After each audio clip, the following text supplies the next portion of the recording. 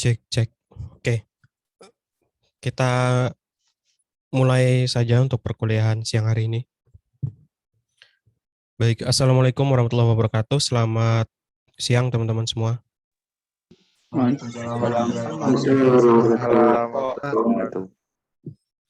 Oke, seperti biasanya sebelum masuk ke perkuliahan, langkah baiknya kita berdoa dulu. Berdoa menurut agama dan kepercayaan masing-masing dipersilahkan.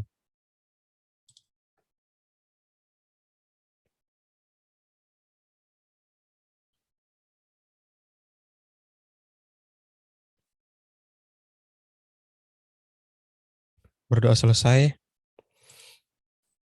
Baik, oke, saya share screen dulu. Saya share screen.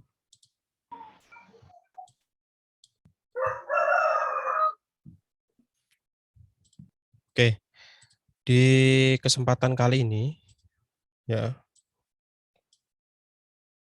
oke, saya buka dulu.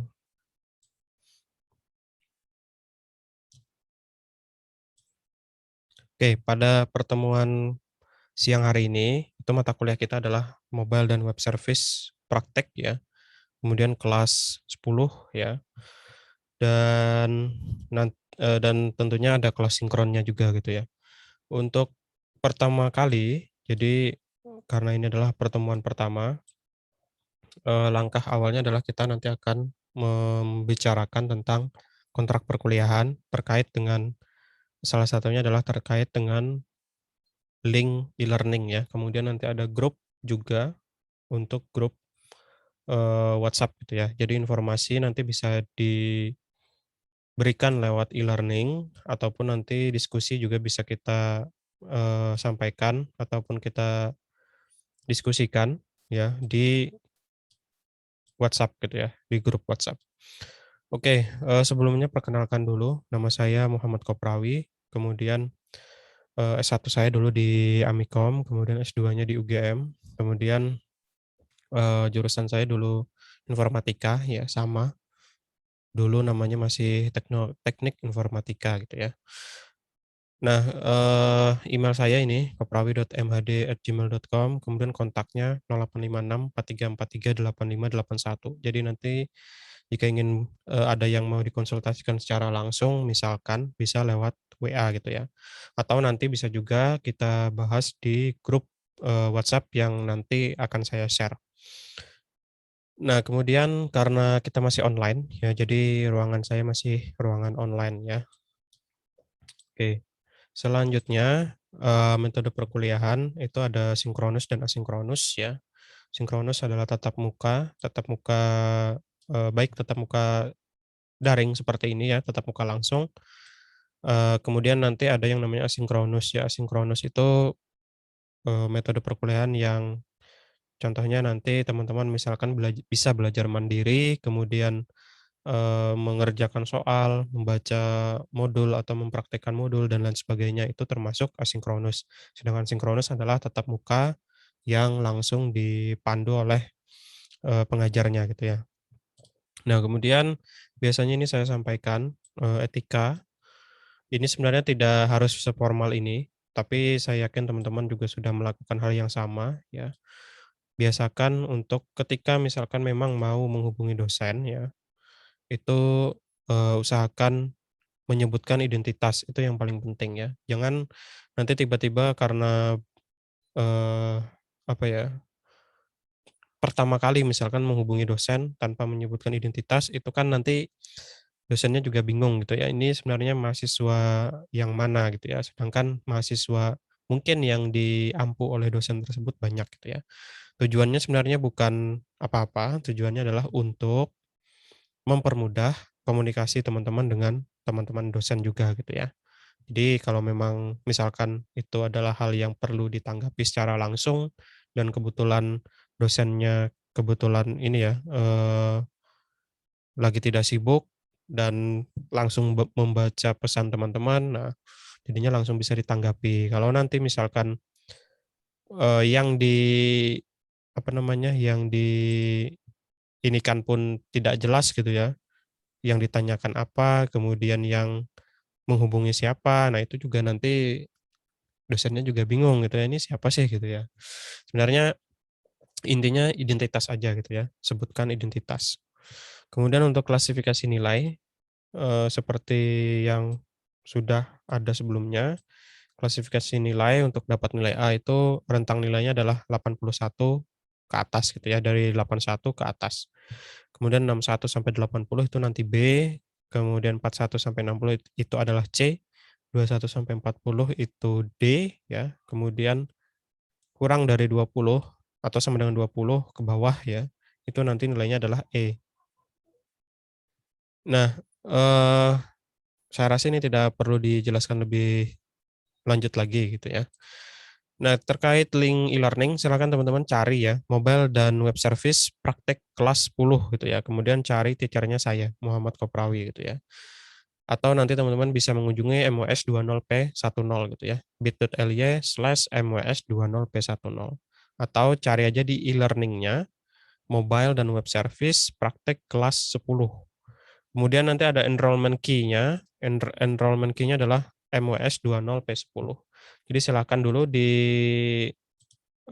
masuk dulu ke kelasnya ya, eee, ke web service mobile dan web service praktek kelas 10. Saya, pantau dulu di mana, di e-learning-nya untuk memastikan supaya teman-teman sudah join ya, karena nanti di, eee, ya MWS20410, oke. MWS20P10 gitu ya. Karena nanti di, apa namanya, di e-learning-nya itu kan ada tuh, di bagian announcement ya, itu ada link grup WA. Nah, nanti silahkan teman-teman bisa join lewat sana untuk grup WA kita. Kemudian nanti untuk presensinya akan saya share di grup WA saja gitu ya, biar, lebih kondusif gitu ya, nanti di grup WA gitu ya. Saya cek dulu. Oke ya, nanti, silahkan mobile dan web service kelas 10 gitu ya. Kemudian silahkan join grup WA-nya. Oke, ini sudah sekitar 15 orang yang masuk e-learning. Kemudian silahkan join ke grup ya. Oke, ini sudah ada yang join ya. Oke, kita tunggu dulu sebentar tuh ya untuk, silakan masuk dulu ke grup ataupun ke e-learning-nya gitu ya. Kita tunggu sebentar.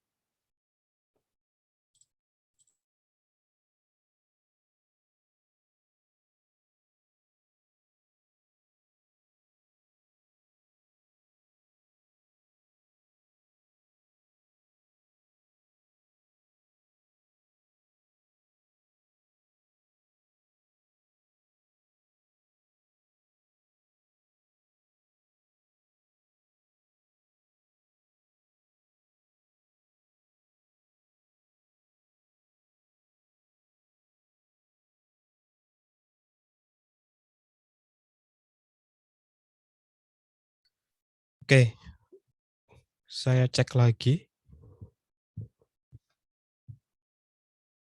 Oke, sekitar 30-an ya. Jadi yang lain silakan. Oke, jadi belum bisa join grup. Oke. Oke ya. Baik. Oke. Untuk presensinya nanti saya share ya. Saya lihat dulu ya di grup. Oke.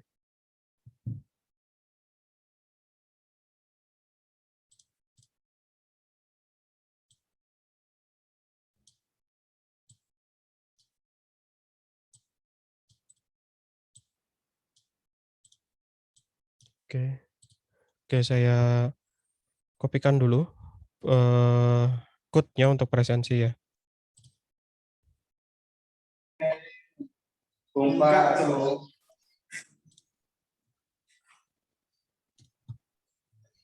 Oh iya, saya kan kudunya iki narek mengisor biar kan. Enggak, cowok narik dulu suhu.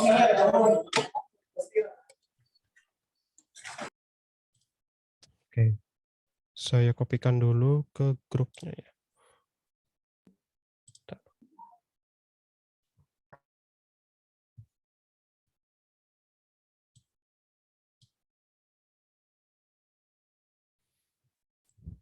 Baik, nah nanti ya seperti ini ya, teman-teman silakan di-scan yang belum join.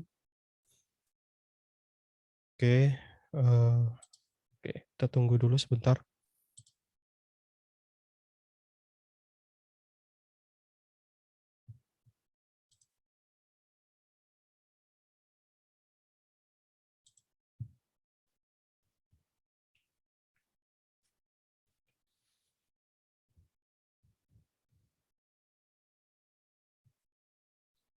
Grup.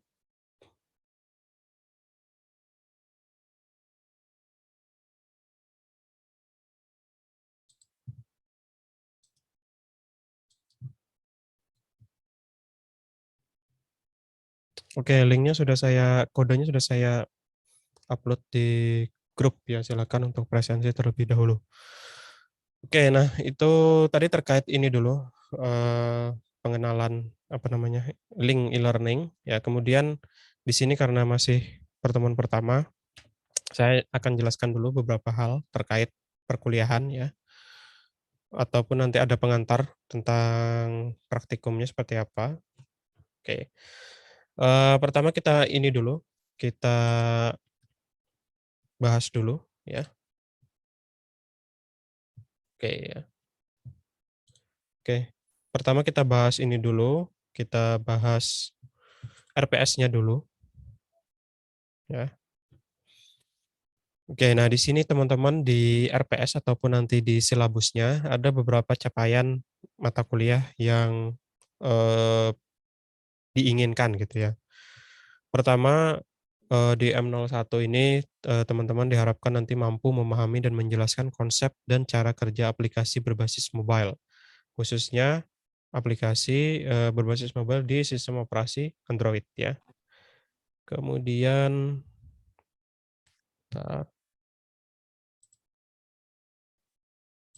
oke, kemudian selanjutnya, di M02 itu teman-teman diharapkan mampu memahami konsep, merancang desain, dan mengembangkan sistem berbasis mobile Android ya, menggunakan komponen-komponen yang menggunakan komponen-komponen dalam aplikasi Android. Kemudian, yang ketiga, itu adalah memahami cara kerja dan membangun web service atau REST API. Selanjutnya, yang keempat itu adalah mampu membangun aplikasi Android dengan model integrasi oleh web service atau REST API. Jadi, kalau di M01 dan M02 itu nanti kita belajar, capaiannya adalah tentang membuat ataupun merancang ataupun memahami konsep ya, aplikasi Android. Kemudian nanti di yang selanjutnya, itu di M03 dan M04 itu, kita nanti belajar tentang web service ya. Nah, di sini nanti menggunakan yang namanya REST ya. Kalau kita nanti ngebahas web service itu, ada banyak gitu ya. Jadi bukan hanya REST, cuma yang populer gitu ya, ataupun paling mudah untuk kita pelajari adalah, kita nanti menggunakan yang namanya REST API. Dan yang terakhir di sini harapannya adalah teman-teman bisa membangun aplikasi Android dengan model integrasi oleh web service ya. Jadi kita bikin aplikasi mobile-nya, kemudian nanti kita juga bikin, web service-nya, kemudian kita coba hubungkan. Itu harapannya ya, harapan di capaian mata kuliah gitu ya. Kemudian saya cek dulu. Oke, kemudian, eee, web service itu apa sih gitu ya, atau bagaimana sih cara mengintegrasikannya. Nah, itu nanti kita akan cover di materi-materi, setiap pertemuan gitu ya. Jadi ada ininya ya, ada path-nya gitu ya, ada, ibaratnya ada jalurnya gitu ya. Jadi kita belajar kalau kita nanti lihat di sini ya, di materi pembelajaran atau pokok bahasan, itu nanti setengah semester kita ini dulu, belajar tentang si Android-nya dulu, kemudian nanti setelah UTS ya, itu nanti kita masuk ke pengenalan web service-nya gitu. Tapi sebelum saya bahas yang ini, jadi saya bacakan lagi deskripsi singkat terkait mata kuliahnya. Jadi, mata kuliah web service, mobile dan web service ini adalah, mata kuliah yang tadi ditujukan untuk membangun sebuah sistem berbasis mobile yang, ditujukan untuk sistem operasi Android gitu ya. Kemudian nanti dia berinteraksi ataupun terintegrasi dengan web service menggunakan, REST API gitu ya. Kemudian di mata kuliah ini itu nanti meliputi pengetahuan-pengetahuan dasar, eee, oke yang baru join ya, saya tunjukkan lagi, cari aja di, e-learning-nya, cari, mobile dan web service praktek kelas 10, kemudian nanti enrollment key-nya itu adalah MWS20P10 gitu ya, MWS20P10. Kemudian nanti setelah berhasil masuk, di bagian announcement itu ada link grup WA ya. Jadi silakan nanti, join ke grup sana, kemudian nanti akan saya kirimkan ulang, kode ya, kode untuk presensinya. Baik, saya lanjutkan lagi. Jadi nanti kita dari awal, kita akan membahas tentang pengetahuan dasar tentang Android ya, kemudian kita juga akan membahas tentang, bahasa pemrograman yang namanya Kotlin ya. Nah, mungkin kalau teman-teman mungkin sudah pernah mendengar Kotlin gitu ya. Jadi Kotlin itu adalah, salah satu bahasa pemrograman kelas satu ya, kelas satu itu artinya dia direkomendasikan oleh Google ya, untuk mendevelop aplikasi berbasis mobile gitu ya. Kalau sebelumnya secara natif kita mendevelop aplikasi berbasis mobile itu menggunakan Java ya. Nah sekarang, ada satu bahasa pemrograman lagi yang namanya Kotlin yang dia juga dijadikan rekomendasi, pilihan bahasa pemrograman untuk mendevelop aplikasi berbasis mobile di Android gitu ya. Nah, Kotlin ini nanti kita bahas, basic-nya seperti apa, dari bagaimana dia mendeklarasikan variabel gitu ya, kemudian tipe datanya apa saja, bagaimana nanti membuat sebuah function ya di Kotlin dan lain sebagainya. Itu nanti kita cover di, eee, pokok bahasan ataupun materi-materi selanjutnya gitu ya. Iya, oke. Nah selanjutnya, eee sampai mana tadi? Nah, sampai sini kita nanti juga akan mengembangkan gitu ya, konsep harus memahami juga konsep pengembangan sistem berbasis mobile, kemudian nanti konsep pemrograman aplikasi Android sampai pada implementasi ya, implementasi API. Jadi, eee, untuk apa namanya, implementasinya otomatis nanti kita perlu belajar, kalau ini nanti ranahnya kita masuk ke web gitu ya. Jadi nanti kita bikin yang namanya REST, API untuk servernya atau web service-nya, kemudian nanti kita juga bikin untuk yang, eee, kliennya ya, jadi kliennya nanti dari mobile. Nah, kemudian nanti juga kita ada hubungannya juga dengan basis data, jadi dengan database ya. Contohnya nanti untuk penerapannya ada di minggu-minggu belakang gitu ya. Tentunya di sini bagaimana caranya, mengimplementasikan REST API client, menggunakan, request method yang namanya get, yang namanya post gitu ya, put, kemudian delete, kemudian page ya. Ini nanti hubungannya dengan basis data gitu ya. Karena nanti kita melakukan query ya, kita melakukan query ke database. Nah, selanjutnya untuk pengembangan aplikasinya nanti kita menggunakan bantuan yang namanya IDE ya, Android Studio gitu ya. Mungkin teman-teman sudah pernah menggunakan Android Studio gitu ya. Nah, jadi kalau ditanya gitu ya, bahasa pemrogramannya apa untuk mendevelop aplikasi berbasis mobile di Android.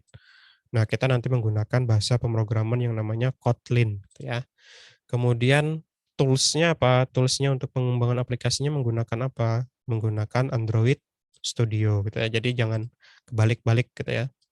Jadi nanti ada yang tanya gitu ya, eee, bikin aplikasi Android, eee, pakai apa? Pakai Android Studio gitu. Itu ya mungkin benar gitu ya, cuma kalau ditanya bahasa pemrogramannya apa, nah itu namanya nanti adalah Kotlin, tapi tools-nya itu nanti namanya Android Studio.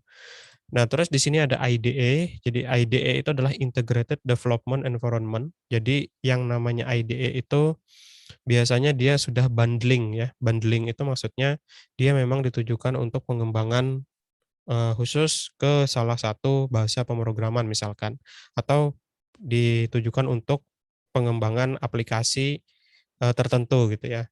Contohnya kalau misalkan kita belajar, pernah belajar, eee yang dari Microsoft gitu ya, C# ya. Nah, itu kan dia punya IDE-nya sendiri gitu ya.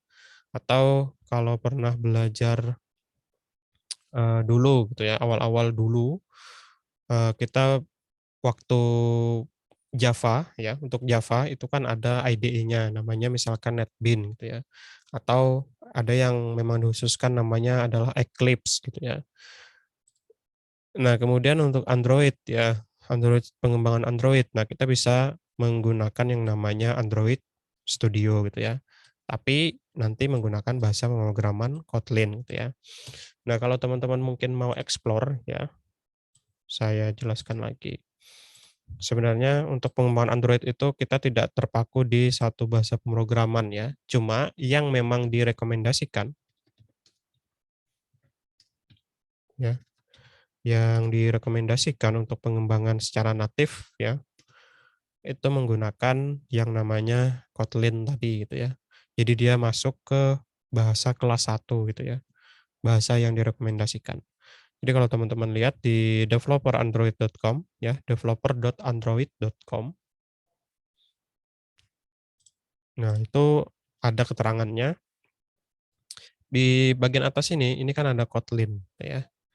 Jadi dia, di sini nanti kalau di bagian Kotlin ini kita bisa belajar dulu ya, Kotlin itu bahasa pemrogramannya seperti apa sih gitu ya. Dari awal nanti dia mendeklarasikan variabel, tipe data, sampai ke konsep OOP-nya, object oriented-nya nanti seperti apa gitu ya. Nah, kalau kita baca-baca di sini gitu ya, awalnya kan memang, eee, awalnya kan memang menggunakan Java gitu ya. Terus, beralih ke Kotlin gitu ya, atau yang sekarang direkomendasikan menggunakan Kotlin secara natif gitu ya. Nah, kalau mau dieksplor lagi untuk pengembangan aplikasi mobile tidak hanya, menggunakan bahasa pemrograman Java atau Kotlin tadi gitu ya. Nah, sebenarnya masih banyak yang lain ya, mungkin yang sedang naik daun itu ada yang namanya Flutter.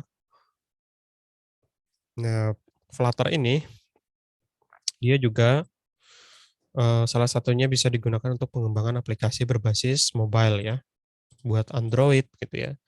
Kemudian iOS itu juga bisa, bahkan kalau nggak salah, bisa buat, web juga gitu ya. Cuma ini kan nanti, di sana ada proses yang namanya mungkin, apa, proses merubah gitu ya dari codingan yang Flutter, kemudian nanti di-convert menjadi supaya dia bisa dijalankan di, sistem operasi Android gitu ya. Atau yang lain lagi ada yang namanya React ya, React Native. React Native ini juga biasanya orang-orang yang mungkin basic-nya dari web gitu ya, mungkin dia udah, jadi programmer web udah lama, kemudian ingin beralih ke mana, ke mobile ya, salah satunya biasanya mereka mengambil, mempelajari yang namanya React gitu ya, React Native. Nah, ini juga salah satunya ditujukan untuk, bisa juga untuk mendevelop aplikasi berbasis mobile di Android gitu ya.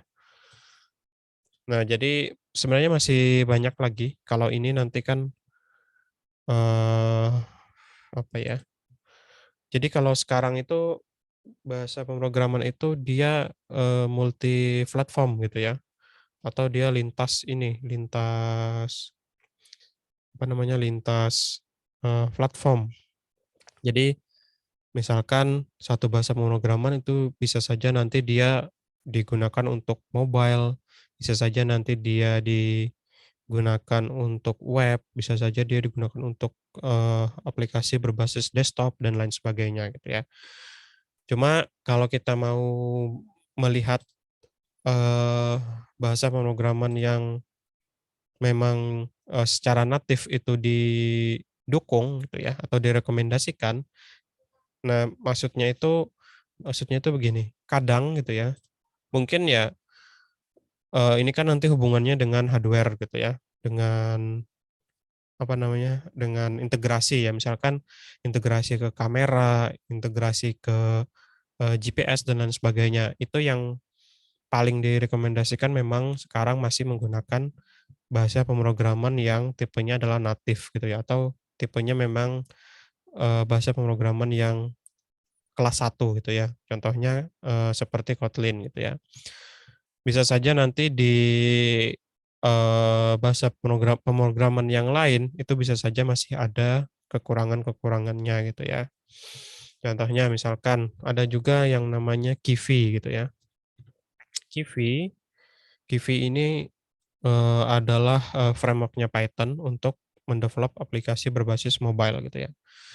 Jadi di Python pun ya, kalau yang pernah belajar, Python, Python itu juga bisa untuk mobile menggunakan Kivy, bisa untuk web ya menggunakan, Flash atau Django ya, ataupun bisa juga nanti menggunakan untuk desktop itu bawaannya ada tkinter ya, ataupun Qt atau PyKitty dan lain sebagainya gitu ya.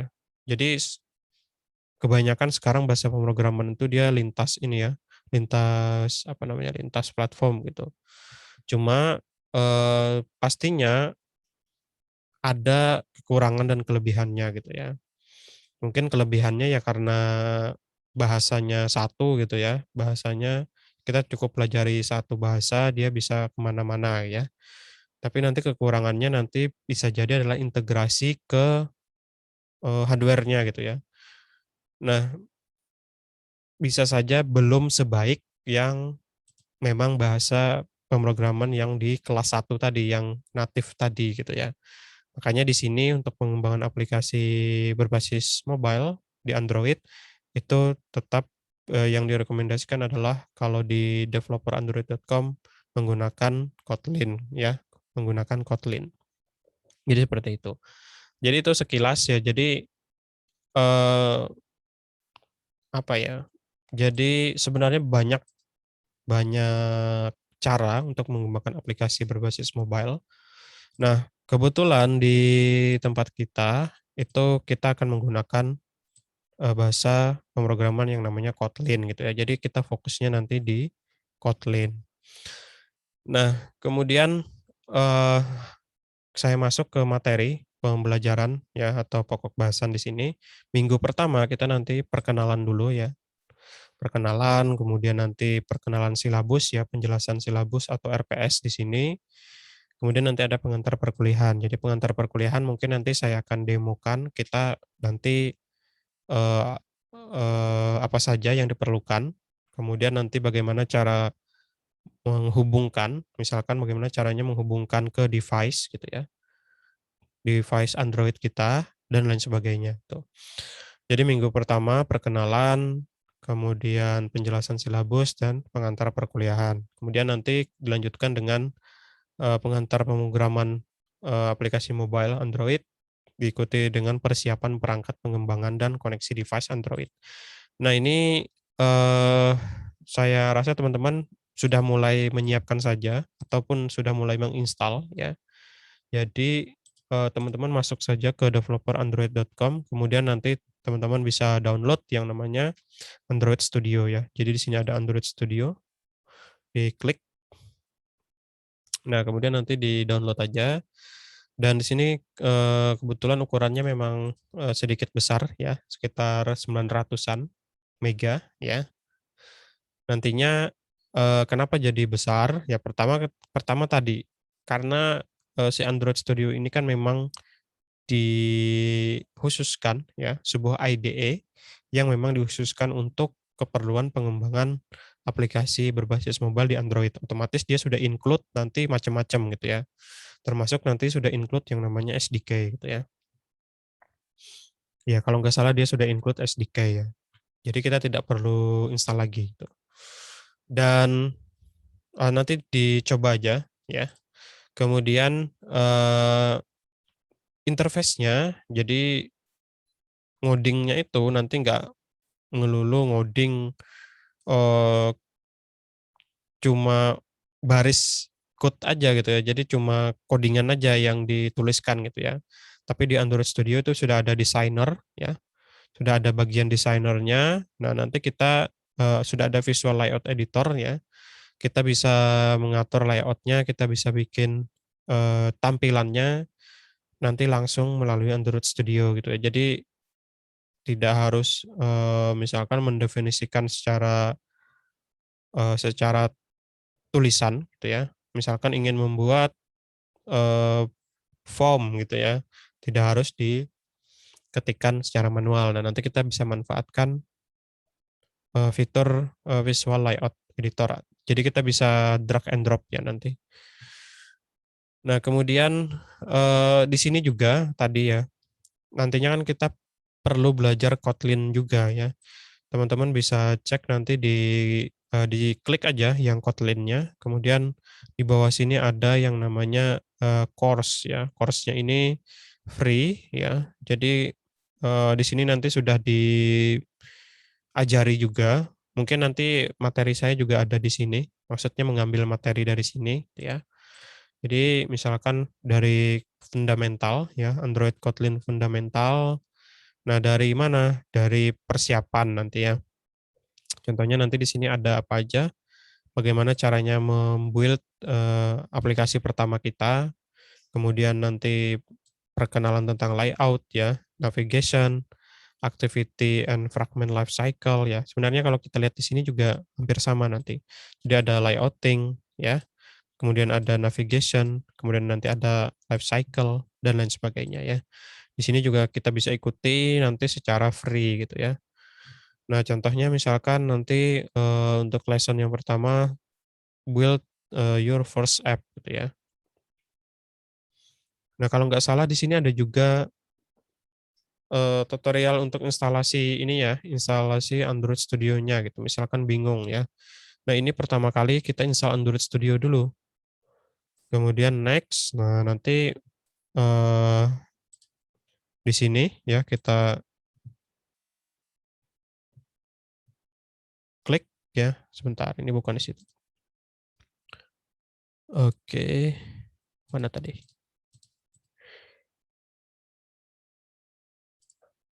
Nah, ini sudah masuk ke sebentar. Nah, sini tadi ya. Nah, di sini ada ininya, ada panduannya juga ya. Jadi masuk ke developerandroidstudio.com/studio, kemudian nanti download, kemudian di sini kita install ya. Jadi semua konfigurasinya dilakukan, kemudian nanti setelah komplit, nah setup wizard, download and install additional component including the Android SDK gitu ya. Jadi nanti kita juga mendownload yang namanya Android SDK setelah, proses instalasi selesai gitu ya. Jadi di sini harus bersabar katanya itu ya, karena prosesnya nanti akan memakan banyak waktu dan pastinya nanti memerlukan atau membutuhkan koneksi internet ya. Jadi untuk pertama kali nanti kita, harus install dulu nanti, SDK gitu ya. Nah, jadi, nantinya si Android Studio-nya setelah selesai diinstal, nanti ada wizard download gitu ya. Jadi akan terbuka sebuah jendela, sebuah apa namanya, tampilan yang nantinya apa, digunakan untuk menginstal komponen-komponen tambahan gitu ya. Kemudian setelah instalasinya selesai, komplit gitu ya. Android Studio sudah bisa kita jalankan gitu ya. Jadi tadi di sini install Android Studio. Nah, di sini juga sudah ada panduannya. Jadi kalau teman-teman klik yang di sini install Android Studio. Nah, di sini udah ada untuk Windows nanti seperti apa caranya gitu ya. Untuk yang pengguna Linux seperti apa sampai pengguna Mac itu juga nanti ada gitu ya. Oke, nah selanjutnya sudah diinstal nih misalkan Android Studio-nya. Nah, berarti nanti kita bisa pindah ke bagian sini ya. Jadi fundamental ya. Contohnya bagaimana eh, menjalankan si Android Studio pertama kali. Kemudian nanti kita buat project yang projectnya itu nanti menggunakan Kotlin gitu ya. Nah, itu nanti ada di sini gitu ya. Nah, kalau ini ya. Pertama, nanti kita create dulu projectnya. Mungkin kalau Android Studio-nya yang tadi di-download, ini nanti tampilannya agak berbeda sedikit gitu ya. Karena ini versi yang sebelumnya, versi yang terbaru nanti dia bentuknya seperti ini. Bentuknya itu Android Studio-nya namanya adalah Arctic Fox ya, versi 2020 3.1. Jadi kalau kita balik lagi ke eh, mana tadi Android Studio. Nah, di sini kan ada nih 2020 3.1 ya. Jadi tampilannya nanti agak sedikit berbeda. Cuma intinya sama aja. Nah, kemudian tadi apa lagi? Nah, nanti kita belajar membuat activity yang kosong dulu atau empty activity. Jadi yang lainnya diabaikan dulu. Yang pertama kita buat nanti empty activity. Kemudian di sini juga sudah ada penjelasannya ya. Activity itu apa gitu ya. Kemudian nanti di dalam activity itu akan terbuat sebuah kelas baru yang namanya main activity gitu ya. Kemudian di sini di bagian konfigurasi project. Nah, di bagian konfigurasi project, name-nya apa, ya nama project-nya apa. Kemudian di sini ada package name ya. Biasanya secara default nanti tulisannya adalah com.example gitu ya. Itu secara default. Nah, ini boleh diganti ataupun mau dibiarkan default seperti ini juga tidak masalah ya. Kemudian nanti nama package-nya udah otomatis mengikuti nama project-nya gitu ya. Nanti saya demokan gitu ya. Kemudian lokasinya disimpan di mana gitu ya. Nanti teman-teman tinggal pilih. Ini bebas mau disimpan di mana. Nah, yang paling penting nanti adalah language-nya. Language-nya nanti kita pilih Kotlin ya. Jadi pastikan kita memilih Kotlin karena di sana nanti ada dua. Ada Java, ada Kotlin ya. Kemudian ada minimum API level, itu adalah minimum target supaya si aplikasi kita yang nanti kita buat bisa jalan gitu ya. Jadi API level 19 misalkan ya, itu nanti dia adalah Android-nya adalah versi 4 atau biasanya kita sebut dengan KitKat gitu ya. Nah, ini jadi target minimumnya. Artinya nanti kalau kita mau jalankan di KitKat itu masih bisa gitu ya. Tapi dia tidak bisa nanti dijalankan di bawahnya gitu ya. Karena di sini adalah target minimum API level ya. Kalau sudah nanti tinggal di finish aja ya. Nah, nanti ada penjelasan tentang Android Studio-nya. Ini mungkin di kesempatan yang selanjutnya nanti saya bahas lebih jauh lagi. Jadi nanti ada beberapa folder ya. Kemudian nanti ada satu kelas yang secara otomatis akan dibuat yang namanya main activity gitu ya. Main activity inilah nanti yang pertama kali dijalankan ya. Kemudian, nah kalau kita baca di sini, the main activity class is the main entry point for your app. Ya, artinya si main activity ini adalah kelas utamanya gitu ya untuk aplikasi kita gitu. Ketika nanti kita jalankan ya. Kemudian ekstensinya jangan lupa karena kita menggunakan Kotlin pasti nanti belakangnya ekstensinya adalah .kt gitu ya. KT untuk Kotlin ya. Kemudian nanti ada icon K ya. Jadi di sini kalau diperhatikan betul-betul, ini nanti ada icon K. K itu adalah Kotlin ya. Kemudian pastinya nanti kalau kita lihat di sini di main activity ini, dia tidak muncul ekstensinya ya, main activity.kt itu di sini nggak muncul. Tapi kalau kita lihat nanti di ininya, ketika kita edit nanti di nama filenya itu nanti adalah main activity.kt gitu ya. Nah, ini nanti ada yang namanya Android Manifest gitu ya, ada yang namanya Activity Main. Nah, jadi di dalam directory res ya, nanti ada directory res namanya, kemudian di dalam directory layout itu ada yang namanya activity main ya. Nah, jadi di sini keterangannya apa ya? Your activity. Jadi activity yang dimaksud adalah activity yang di dalam directory Java. Sini ada folder yang namanya Java. Dia nanti biasanya terasosiasi dengan UI layout file ya. UI layout file itu ada di dalam res, kemudian di dalam directory layout ya. Contohnya tadi, nah in this case ya, the activity name is main activity. Jadi activity-nya namanya adalah main activity. Kemudian ya, jadi dia nanti terasosiat dengan layout yang namanya activity main. Letaknya di dalam directory res, di dalam directory layout ya. Oke, nah nanti ini akan kita bahas juga nanti ya. Nanti ada juga yang namanya Gradle ya. Jadi di sini ada Gradle script. Intinya nanti di dalam Gradle script kita bisa menambahkan modul ya.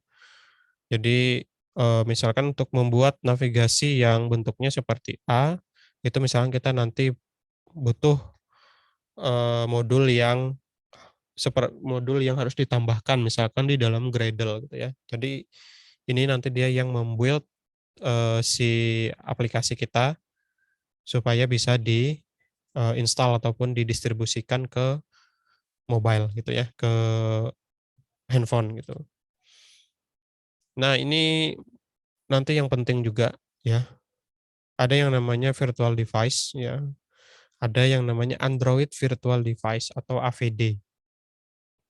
AVD inilah nantinya yang kita gunakan untuk menjalankan aplikasi yang sudah kita buat ya. Jadi kita jalankan dia di virtual device. Virtual device ini harus di-create gitu ya atau harus dibuat. Di mana cara membuatnya? Nanti ada yang namanya AVD Manager ya. Di Android Studio bisa diakses melalui tools, kemudian AVD Manager atau nanti melalui icon di toolbar ya. Ada nanti saya tunjukkan ya. Nah, kemudian apa? Nah, kemudian selanjutnya kita nanti akan pilih gitu ya. Kita akan create virtual device kita. Kita mau menggunakan device yang mana gitu ya. Contohnya kalau di sini disediakan ada Pixel, ada Nexus. Ini kan adalah device-device yang di apa namanya direkomendasikan gitu ya oleh Google gitu. Kemudian nanti ini adalah kosongan gitu ya. Anggaplah device-nya masih kosongan. Kemudian kita perlu yang namanya menginstall ataupun memasukkan sistem operasinya gitu ya. Nah, nantinya juga ini tidak semua device ini bisa dimasukkan eh, sistem operasi yang macam-macam gitu ya. Misalkan dia nanti dari API 22 sampai 28 misalkan tersedia di Nexus 5X gitu ya. Tapi bisa saja nanti ketika di Pixel ataupun di device yang lain dia cuma misalkan rekomendasinya cuma satu gitu ya. Oke, nah selanjutnya eh, kita create nantinya. Nah, contohnya adalah seperti ini ya. Contohnya seperti ini. Ini disebut dengan Android Virtual Device tadi ya. Nah, bisa muncul seperti ini berarti kita create dulu. Terus kita pilih nanti dia sistem operasinya apa. Nah, pastinya di sini ada proses yang namanya download ya. Download inilah nanti juga lumayan memakan waktu gitu ya. Jadi kalau kita baca di sini ya, this image use a lot of this space gitu ya. So only if you are part of your original installation. Ya. Kemudian if a download link is visible next to a system image you want to use, that image is not installed. Artinya uh, nantinya kita bisa pilih di sini. Nah, tapi kalau misalkan dia sudah tidak ada lagi keterangan download gitu ya, artinya ini sudah tersedia gitu ya. Kemudian untuk mendownload, misalkan di sini kita akan menggunakan, targetnya adalah akan menggunakan virtual device yang Nougat gitu ya. Nougat itu di sini dia API levelnya 24. Kemudian berarti di sini kita harus klik yang namanya download ya. Di sini kita klik download. Nah, baru kita tunggu ya. Di sini apa? Which can take a long time. Jadi ya lumayan nanti waktu yang diperlukan untuk mendownload ya. Nah, kemudian apa? Kalau udah selesai ya kita klik finish ya. Mungkin ini saya demokan ya. Di sini saya sudah buka Android Studio-nya karena loadingnya tadi agak lumayan lama ya di depan, jadi sudah saya buka. Kemudian nanti kita klik New Project ya. Kalau di sini tadi New Project-nya itu ya New Project-nya itu bentuknya awalnya seperti ini gitu ya. Nah di sini nanti bentuknya seperti ini, New Project. Kemudian apa? Kita nah ini ya. Di sini kan ada pilihan nih, mau bikin project untuk apa? Untuk phone, tablet gitu ya, phone and tablet ya, atau nanti kita bikinnya untuk mana? Untuk Wear OS ya, Wear OS itu yang dipakai gitu ya. Nah, contohnya ini jam gitu ya. Atau nanti Android TV, kemudian ada otomotif dan lain sebagainya. Tapi kita tidak belajar yang ini gitu ya. Kita belajarnya yang ini, yang phone and tablet ya. Nah, nanti teman-teman di sini ada banyak activity. Nah, tapi teman-teman perhatikan aja, kita akan menggunakan yang namanya empty activity. Jadi activity-nya nanti kosongan gitu ya. Kita klik. Nah, di sini empty activity, kemudian kita next.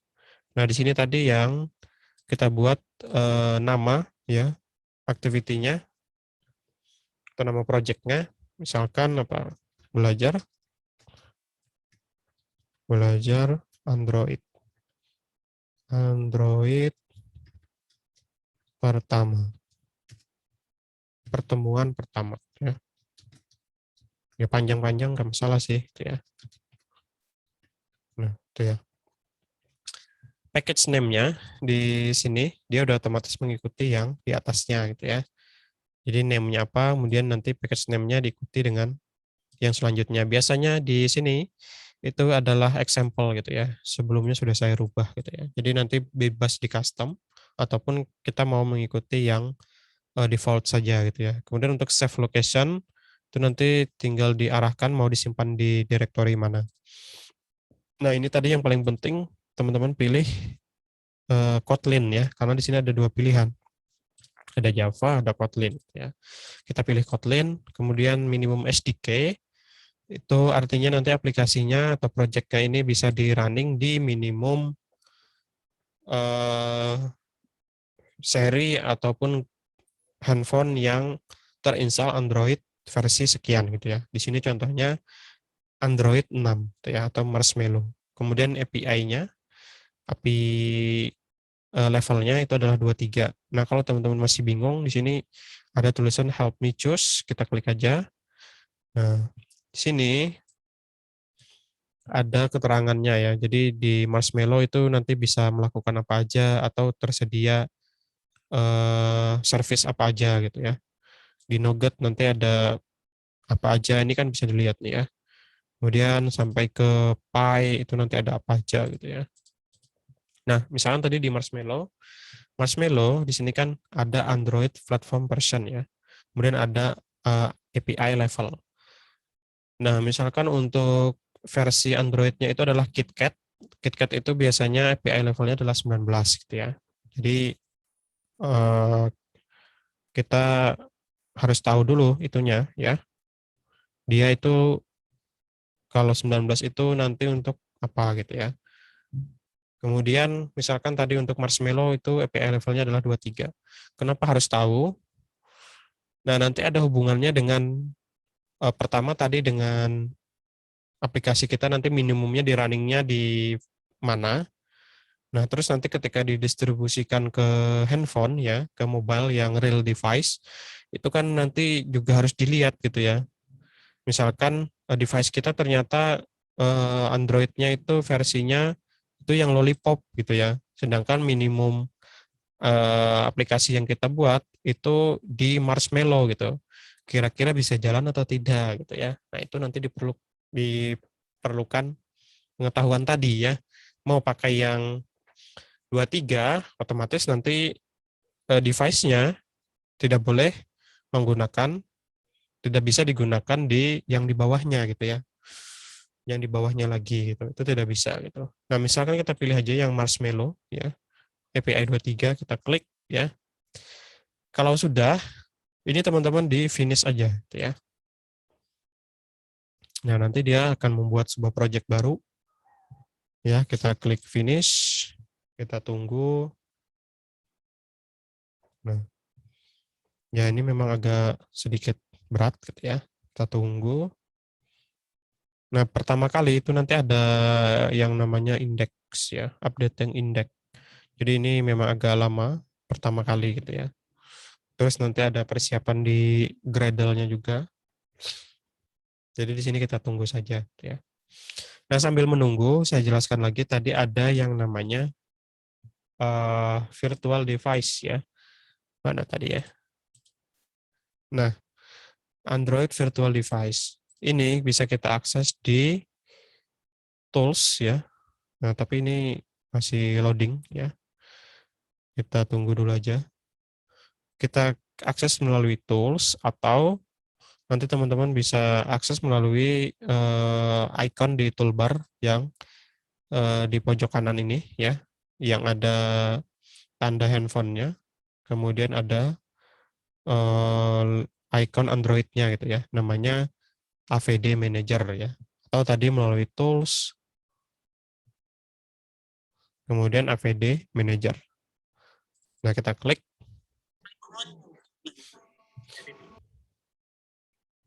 Oke, kita klik. Nah, di sini awalnya nanti kalau teman-teman baru install, biasanya di sini tidak ada gitu ya, virtual device-nya masih kosongan. Nah, langkah selanjutnya berarti teman-teman harus bikin yang namanya virtual device ya. Jadi ini diklik aja di bagian bawah create virtual device. Kemudian nanti tampilannya sama dengan di yang tutorialnya yang di sini ya. Nah, tampilannya seperti ini. Select hardware ya, kita pilih dulu hardware-nya yang mana. Misalkan saya mau nanti menggunakan phone Pixel 4a misalkan ya. Kemudian di sini kan ada resolusinya, resolusi layarnya. Kemudian kita next ya. Nah, ternyata yang di Pixel 4a ini dia direkomendasikan cuma satu gitu ya. Jadi cuma Android R gitu ya. Dengan API level 30 gitu ya. Kalau misalkan saya mau ganti misalkan di Pixel 4 gini ya, Pixel 4. Kita next. Nah, ternyata dia bisa direkomendasikan banyak versi Android-nya ya. Misalkan nanti saya mau bikin virtual device atau saya mau bikin sebuah handphone virtual dengan sistem operasi Android dan Android-nya itu versi misalkan di sini yang Pie gitu ya, Android 9 gitu ya. Nah, kalau ada tulisannya download, nah berarti kita bisa mendownload gitu ya. Kalau ini kan nggak ada nih, nggak ada tulisan download ya. Ini artinya dia memang sudah tersedia di komputer kita gitu ya. Karena sebelumnya saya sudah pernah mendownload ya, sudah pernah saya pasang. Gitu. Tapi bagi yang ini kan belum nih. Nah, disinilah kita harus nanti mendownload. Misalkan kita mau pakai yang Android 9, API levelnya 28, code name-nya adalah Pi. Kita klik download. Nah, di proses inilah nanti yang memakan banyak waktu gitu ya. Karena dia mendownload image ya, mendownload bisa dilihat ya di sini 875 mega gitu ya. Jadi saya cancel aja karena saya sudah punya gitu ya, punya yang lain gitu ya. Nanti teman-teman silakan pilih gitu ya, menggunakan yang versi berapa gitu. Yang paling penting itu tadi ya, ternyata nanti untuk pertama kali instalasi Android Studio teman-teman perlu koneksi internet yang lumayan gitu ya. Salah satunya tadi mendownload Android Studio-nya, kemudian nanti install komponen-komponen lainnya termasuk SDK, kemudian nanti bisa juga membuat virtual device ya. Android virtual device-nya ini nanti juga mendownload eh, file image ya. Image itu isinya nanti si sistem operasi Android-nya gitu ya, sesuai dengan API levelnya. Nah, saya balik lagi ke sini, ini udah selesai di load ya. Kalau kita perhatikan di sini kan ada beberapa directory ya, ada manifest, ada Java, ada REST, kemudian di sini juga ada Gradle gitu ya. Nah, di directory Java itu ada 3 gitu ya. Yang 2 terbawah ini kita abaikan dulu aja gitu ya. Yang perlu kita perhatikan adalah yang paling atas, nama package-nya ya.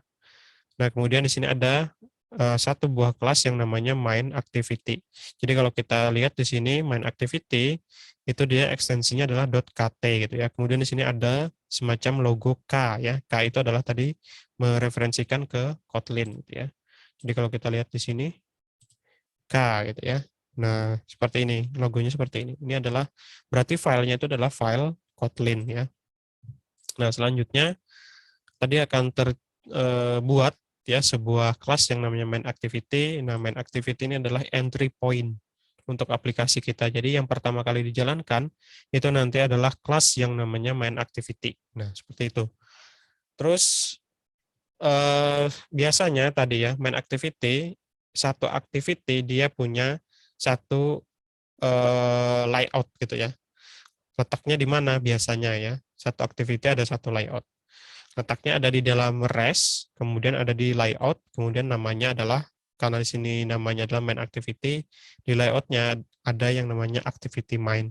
Nah, nanti kita bisa bikin, misalkan kita bikin kelas baru gitu ya, kemudian atau bikin activity baru. Nah, kemudian kita bikin juga nanti untuk layoutnya activity yang baru tadi gitu ya. Biasanya seperti itu, tapi bisa juga nanti satu activity dia terdiri misalkan dia nanti ada banyak layout itu juga bisa gitu ya, atau nanti memanfaatkan yang namanya fragmen-fragmen gitu ya.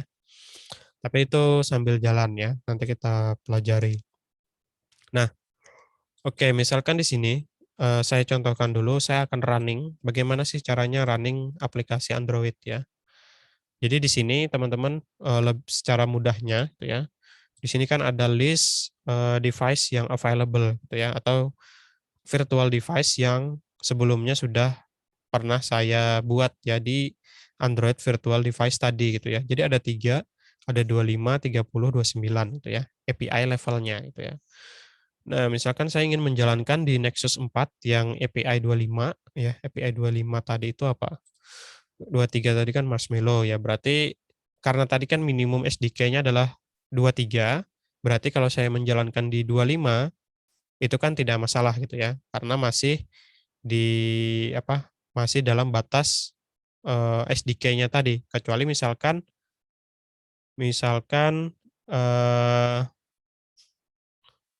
misalkan saya project-nya saya bikin minimum SDK-nya 23 gitu ya, terus saya bikin device-nya itu nanti API-nya adalah 20 gitu ya. Nah, otomatis apa, otomatis kan tidak bisa jalan gitu ya, karena di bawah minimum SDK gitu ya. Minimum targetnya. Jadi di sini saya pilih misalkan Nexus 4 API 25 kemudian kita klik run ya. Nah, di sini nanti ada proses yang namanya Gradle build ya. Jadi dia membuat gitu ya, ibaratnya mengkompilasi aplikasi kita ini supaya nanti bisa dijalankan atau diinstal di device ya. Kemudian device-nya juga lagi running gitu ya, lagi proses running. Nah, di awal-awal memang nanti agak ini ya, agak ini, ada agak lama gitu ya. Oke, kita tunggu aja. Nah, sebenarnya Ya, untuk menjalankan si aplikasi ini nanti, aplikasi mobile kita itu sebenarnya ada beberapa pilihan ya. Pertama, bisa menggunakan ini, menggunakan bawaannya seperti ini ya. Ini adalah, virtual device yang tadi yang sebelumnya pernah saya buat, Nexus 4 ya, atau nanti menggunakan real device atau handphone kita langsung, atau nanti kita juga bisa menggunakan emulator ya, emulator lain gitu. Jadi emulatornya itu bukan berasal dari, bawaan Android Studio, tapi kita pakai emulator di luar gitu ya. Nanti saya contohkan gitu ya, bagaimana cara ininya, cara, menggunakannya gitu ya. Oke, kita tunggu aja. Jadi ini proses awalnya memang sedikit lama, atau mungkin nanti kalau dilihat, ternyata dia memerlukan memori yang besar gitu ya. Ya berarti nanti salah satu solusinya ya teman-teman bisa menjalankan si aplikasi kita nanti, kita jalankan lewat ini aja, lewat, real device kita gitu ya, atau handphone langsung gitu.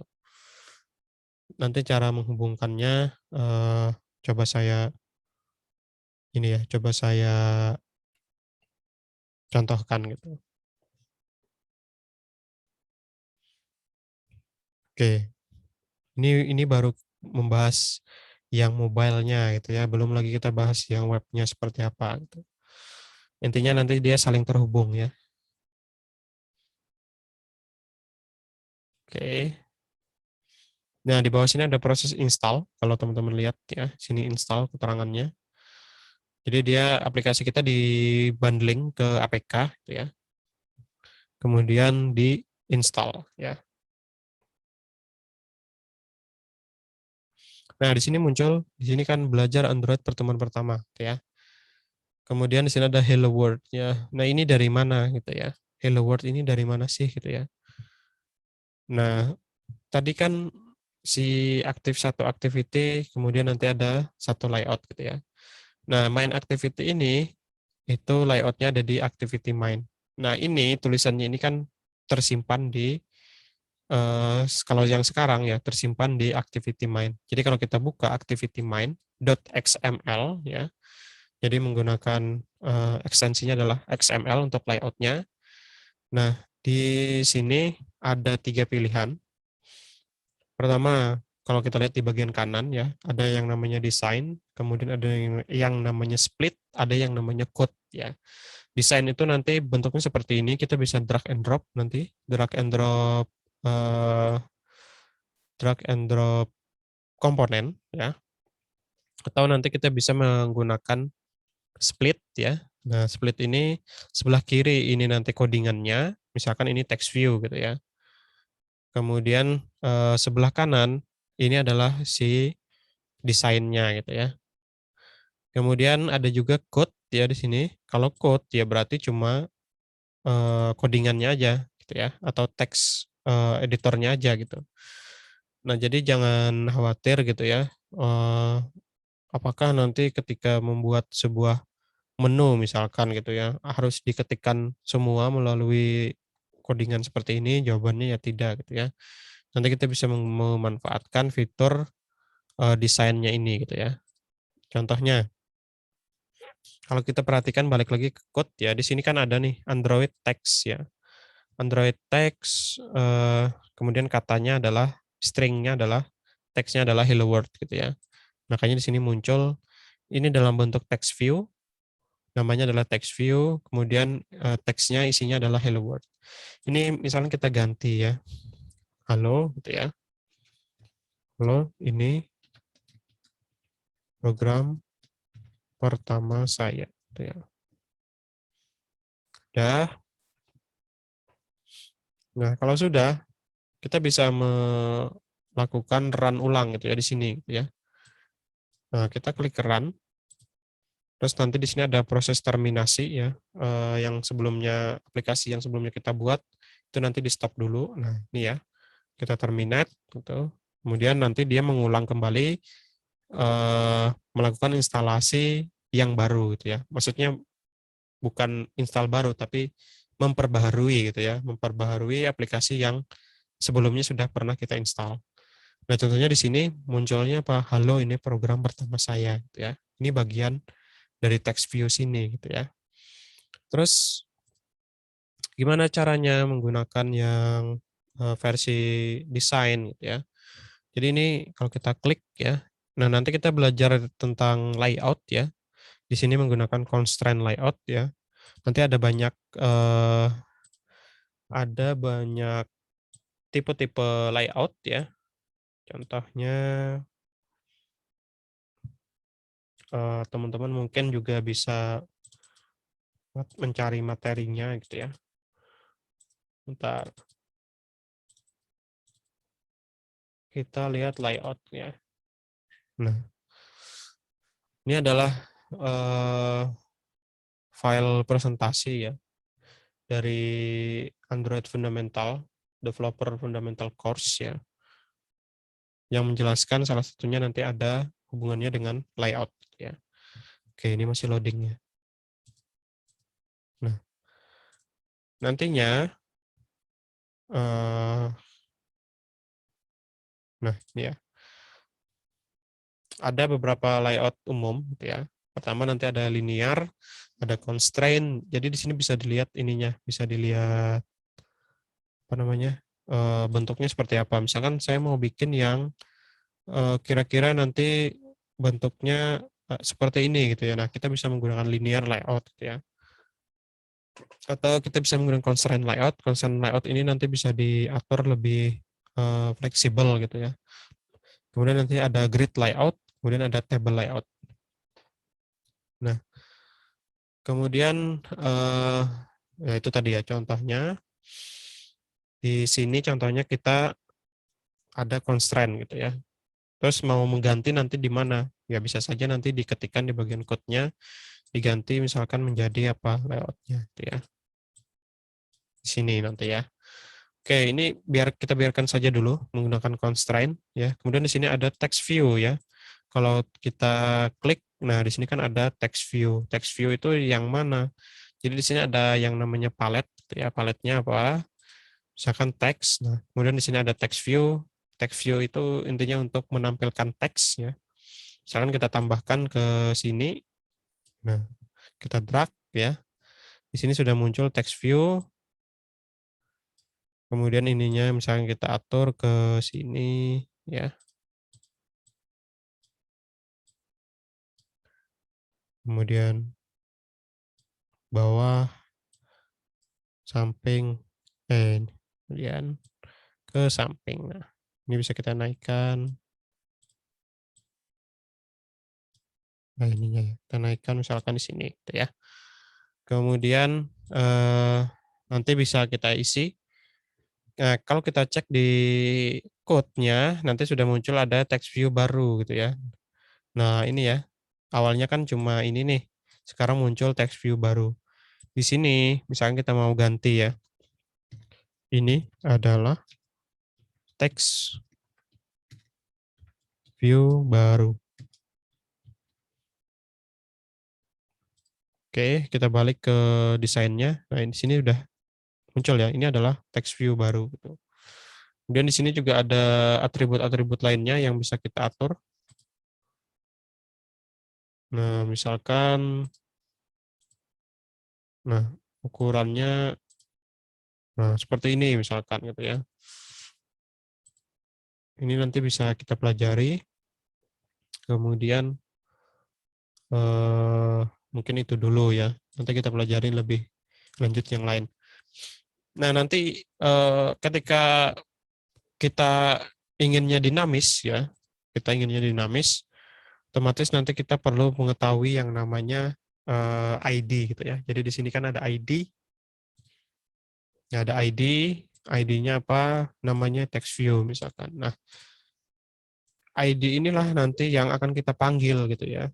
Supaya apa? Supaya nanti misalkan ketika ada event atau ketika nanti ada sesuatu yang ingin kita tampilkan di text view kita, misalkan di mana tadi?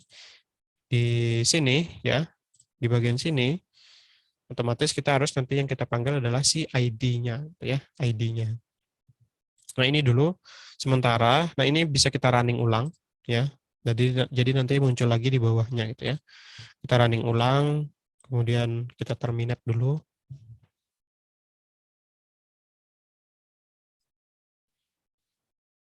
Oke, yang baru join di grup,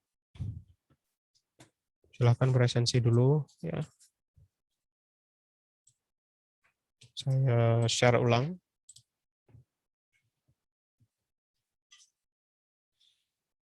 Oke, nah kita terminate. Oke. Nah, ini proses instalasi. Kemudian nanti dia nge-launch aplikasi yang sudah kita edit lagi ya. Ini adalah text view baru. Tuh. Terus mau menambahkan misalkan mau bikin yang bentuknya form ya. Form itu ada text field ya atau inputan. Di sini juga sudah ada yang namanya text ya. Misalkan di sini ada plain text. Nah, kita drag aja sini gitu ya. Kemudian ada password misalkan untuk login gitu ya. Sini misalkan. Kemudian nanti ada buttonnya misalkan bentuknya di sini gitu ya. Yang ini misalnya kita hapus dulu aja. Kemudian ini kita sesuaikan dengan layoutnya supaya dia berada di tengah ya.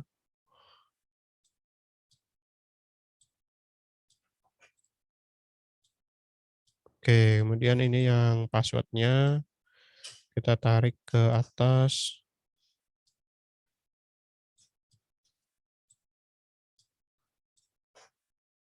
Di sini, kemudian yang buttonnya, nah kita taruh misalkan di sini gitu ya.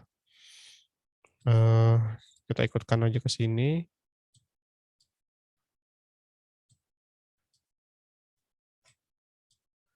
Oke, misalkan di sini gitu ya. Atau kita geser sedikit di sini. Kemudian buttonnya kita ganti, teksnya namanya adalah misalkan login. Gitu ya. Nah, login. Gitu ya. Kemudian untuk warna dan lain sebagainya itu sebenarnya bisa diedit juga di sini. Jadi di sini ada button ya. Nanti ada color ya. Nah, nanti untuk sementara kita biarkan aja dulu seperti ini. Atau kita buat lagi satu buah button misalkan register gitu ya di sini. Kita drag lagi, kemudian kita atur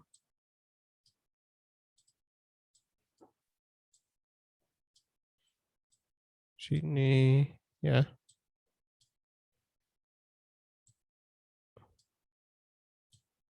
Kita atur di sini misalkan ya. Atau yang ininya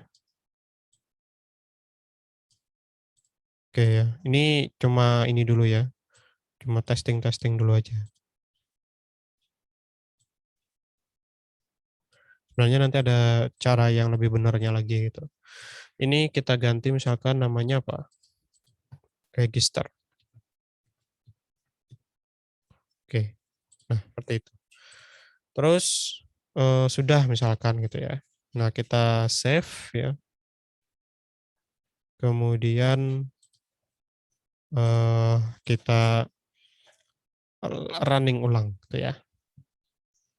Jadi ini di-terminate dulu.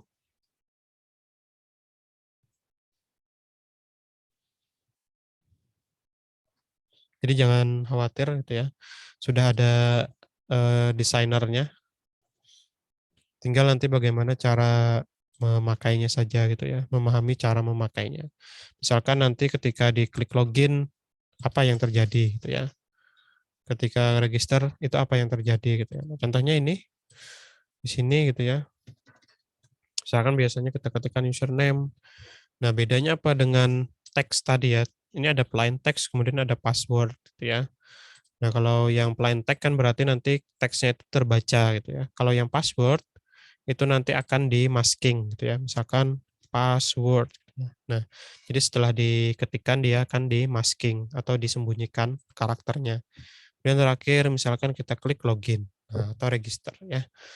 Nanti dia akan mengarah ke mana gitu ya. Ini contoh awal dulu, jadi sudah ada desainernya. Nah, selanjutnya saya akan contohkan lagi ya, semoga bisa ya. Jadi untuk emulator ya, misalkan berat nih menggunakan apa, virtual device-nya bawaannya Android ini berat misalkan, atau kalau kita cek di task manajernya dia memakan memori sekian gitu ya. Mana nih, emulator ada nggak? Emulator.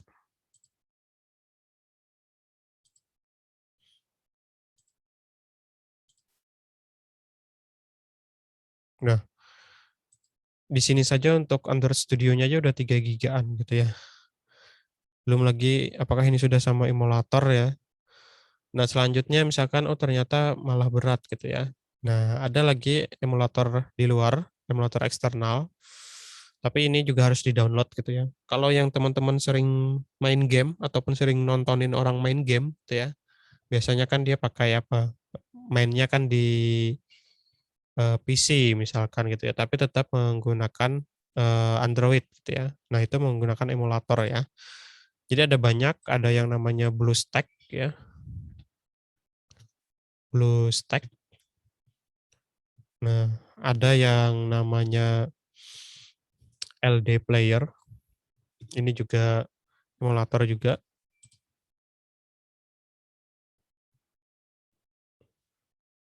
bentuknya kita lihat image aja.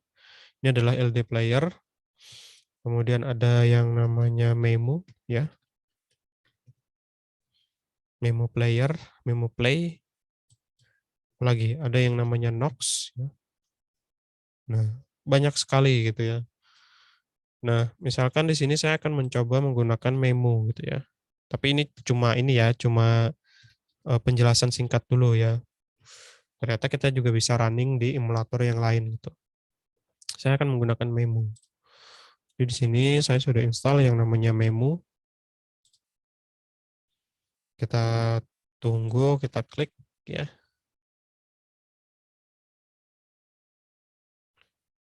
Oke. Nah, ini dia lagi running. Mana nih? Oke. Sebentar. Saya pindahkan dulu. Nah, ini lagi running Memu Play, atau ini saya matikan dulu ya. Si apa namanya, virtual device Android-nya saya matikan.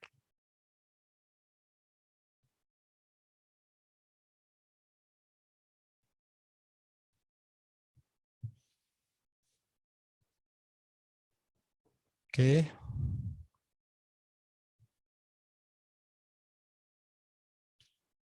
Saya akan gunakan Memo. Nah, tapi ada syaratnya gitu ya.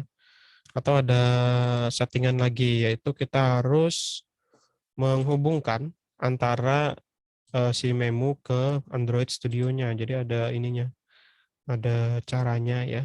Jadi tidak bisa langsung terhubung. Oke, contohnya kalau misalkan nanti teman-teman akan menggunakan ini, saya sudah siapkan skripnya, skrip sederhana, supaya nanti tinggal di double klik, dia langsung jalan. Gitu ya. Nah, ini ya. Jadi si Memo ini dia harus diinstal, kemudian nanti kita perlu koneksikan menggunakan adb.exe yang adb-nya itu berasal dari si Memonya itu ya. Kemudian kita konekkan ke localhost-nya ataupun ke lokal gitu ya. Oke. Nah, di sini sudah muncul Memo ya. Ini kalau kita cek sistem operasinya ini menggunakan Android 7 ya. Menggunakan Nougat. Oke, ini belum muncul. Nah, di sini menggunakan Nougat ya. Android 7.1.2.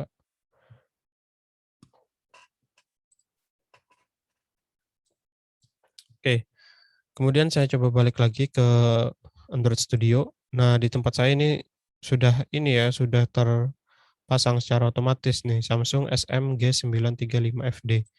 Itu dari ini tadi ya, dari si memo tadi gitu. Nah, padahal ini seharusnya nanti, pertama kali kita harus, setting dulu. Settingannya ini nanti hampir sama kayak kita ketika ingin menggunakan, real device ya.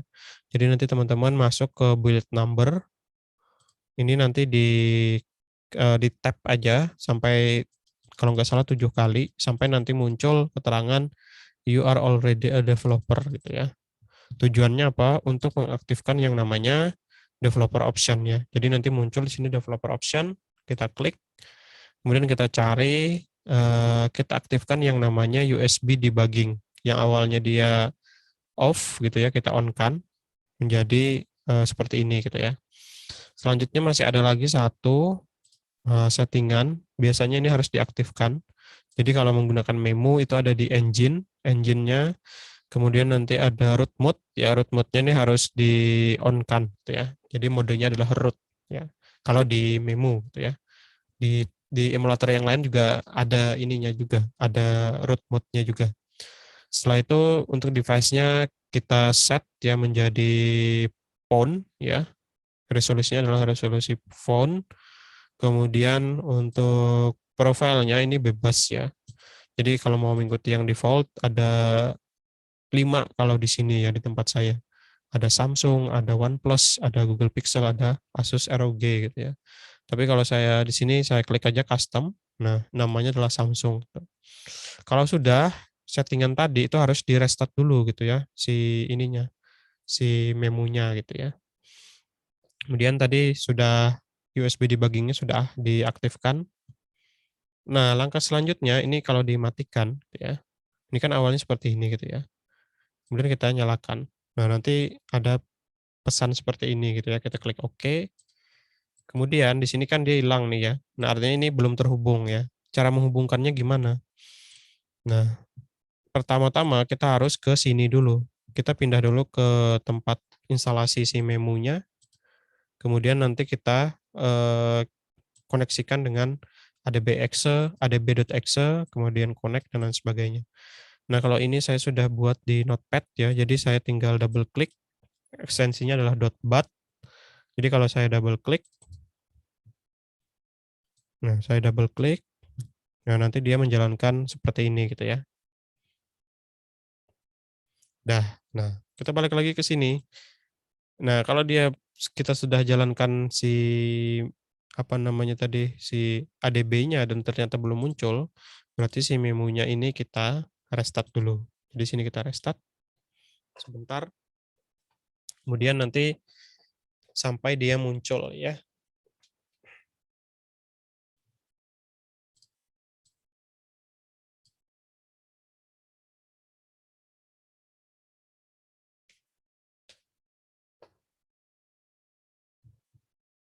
Oke, kita tunggu sampai dia muncul.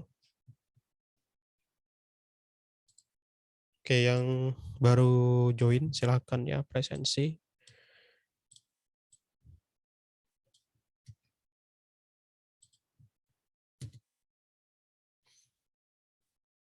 Oke, nah ini udah running ya. Oke, kalau sudah running kita cek lagi ke Android Studio-nya. Nah kita cek, oh ternyata udah muncul ya Samsung SMG935FD. Nah kalau sudah baru kita pilih kita run gitu ya. Nanti di menunya sini dia akan terhubung, karena sudah terhubung nanti di-install gitu ya si aplikasi kita tadi. Dan biasanya kalau sudah terinstall, ini kan ada icon-icon Android seperti ini ya. Ini adalah testing saya gitu ya, atau percobaan saya sebelumnya gitu ya.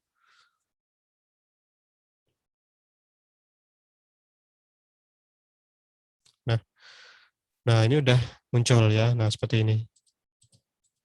Jadi kalau misalkan yang emulatornya yang AVD tadi, yang virtual device-nya berat, kita bisa gunakan yang ini gitu ya. Kita cek di sini memo sekitar 200-an ya. Mungkin kalau dibandingkan dengan emulatornya tadi itu kalau nggak salah sekitar 600-an ya, kalau nggak salah. Tuh. Nah, ini kan jadi lebih ini ya, lebih mungkin memorinya lebih sedikit gitu ya. Dan yang paling penting diperhatikan ininya, diperhatikan eh, requirement-nya ya. Kalau si Memo ini dia menggunakan Android 712 atau API-nya itu API 25 kalau nggak salah ya. Android Nugget ya. Nah, itu kalau menggunakan emulator ya, emulator yang terinstall seperti ini. Terus pertanyaannya, Pak, gimana caranya kalau saya langsung menggunakan handphone saya gitu ya. Oke, ini sekali lagi kita coba, ini kita close saja. Sekarang saya akan coba menghubungkan handphone saya ya. Nanti saya mirror ya, supaya teman-teman bisa lihat. Saya hubungkan dulu. Nah, untuk melakukan settingannya, itu nanti teman-teman juga harus melakukan hampir sama kayak di memo tadi, cuma tidak perlu root ya. Jadi langsung saja untuk mengaktifkan developer option-nya. Nanti kalau misalkan handphonenya beda-beda itu di googling aja cara mengaktifkan atau mengenable developer option-nya. Saya cari dulu sebentar.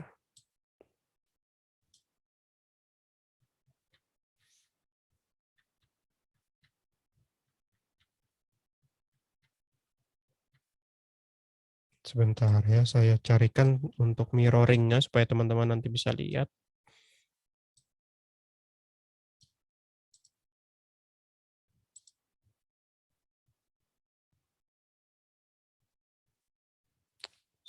Share. Kita bisa menggunakan yang namanya screen copy gitu ya.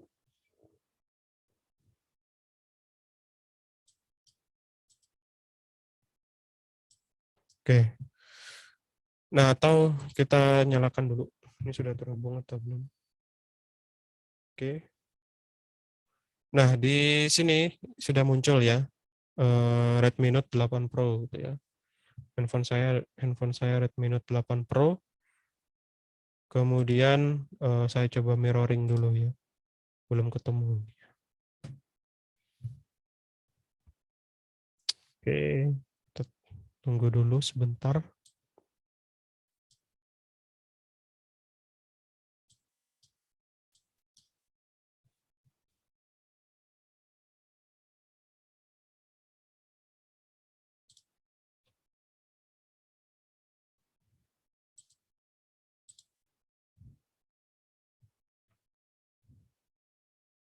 Kita cari yang namanya SGR ya.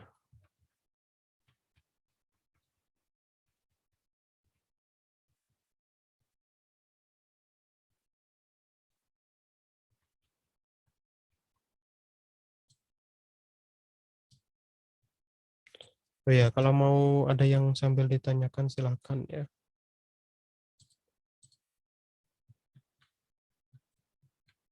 Sambil saya mencari direktori ini dulu ya. Bentar.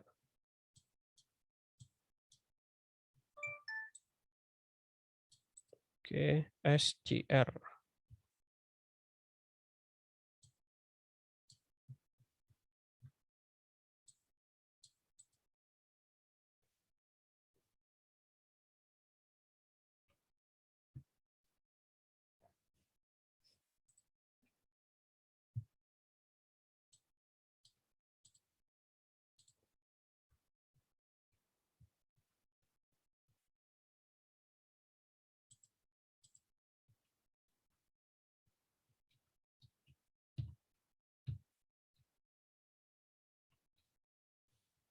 Oke, nggak ketemu.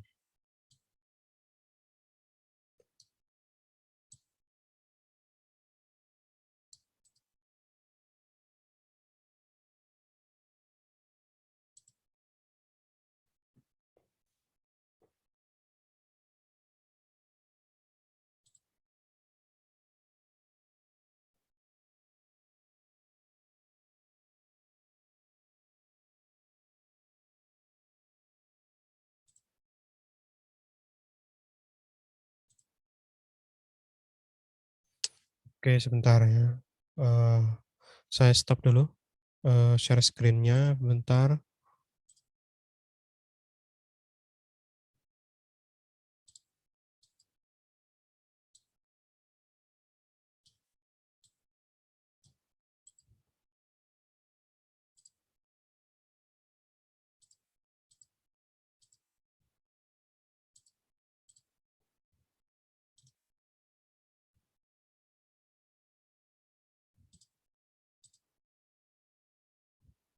Oke,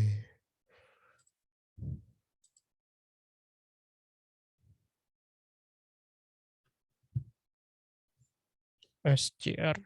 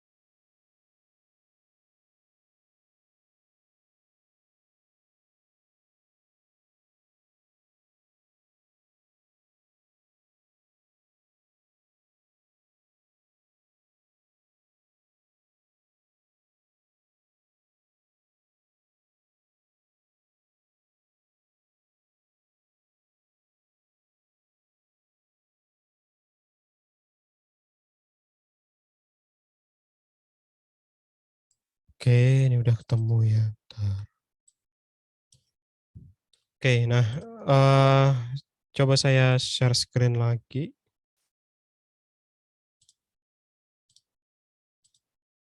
Nah, saya coba mirroring dulu ya. Oke, bentar.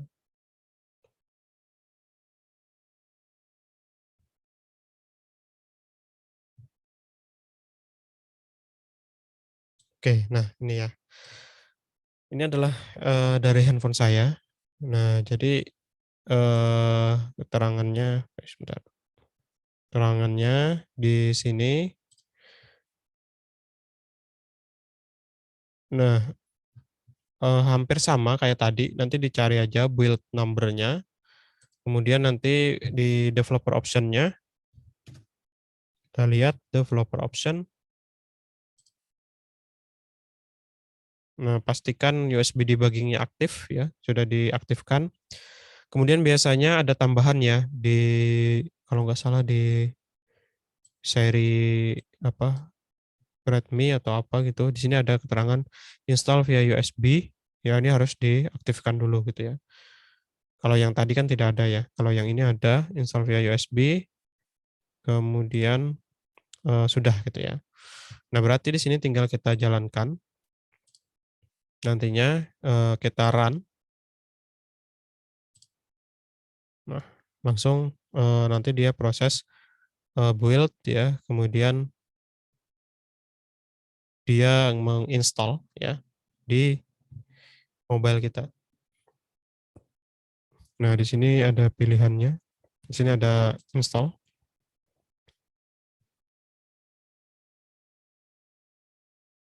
Nah, ini seperti ini ya. Kebetulan ini kan temanya adalah dark gitu ya, jadi nggak kelihatan di atasnya ya, garisnya. Ya intinya sebenarnya bisa menggunakan, device real seperti ini, atau nanti menggunakan emulator yang sebelumnya saya contohkan, atau juga bisa menggunakan virtual device yang, bawaannya dari Android Studio tadi gitu ya. Jadi seperti itu. Oke. Nah, ini sekilas ya tentang, nantinya kita belajarnya seperti apa gitu ya. Nah, selanjutnya ya, selanjutnya selanjutnya, nah saya jelaskan sedikit lagi tentang web service ya. Jadi ini, dasarnya dulu, pengetahuan tentang web service, biar nanti ada bayangan ya. web service.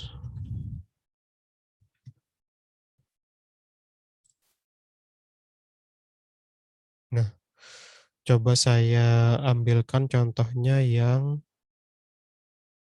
ini aja, gitu ya. Ini lebih sederhana, ya. Saya bukakan image-nya. Oke. Nah, yang kita buat itu nanti adalah ekosistemnya seperti ini gitu. Jadi di sini ya, kalau kita lihat di sini kan ada klien. Kliennya itu kalau di tempat kita nanti adalah mobile, Android. Kemudian nanti REST web service-nya itu nanti adalah si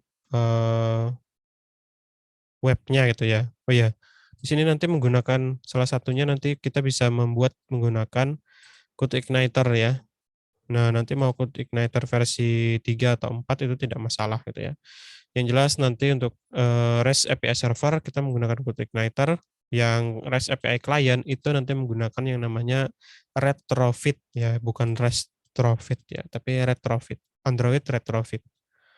Kemudian untuk format datanya nanti bentuknya adalah JSON ya, JSON array ataupun nanti JSON object ya.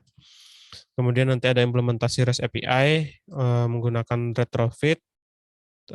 Nanti ada request method yang namanya get dan post. Kemudian terakhir ada put, patch, dan delete gitu ya. Kemudian nanti teman-teman bisa belajar membuat aplikasi final project ya, aplikasi mobile dan web service. Nah, untuk ininya tadi, skemanya tadi, kliennya adalah mobile kita, Android.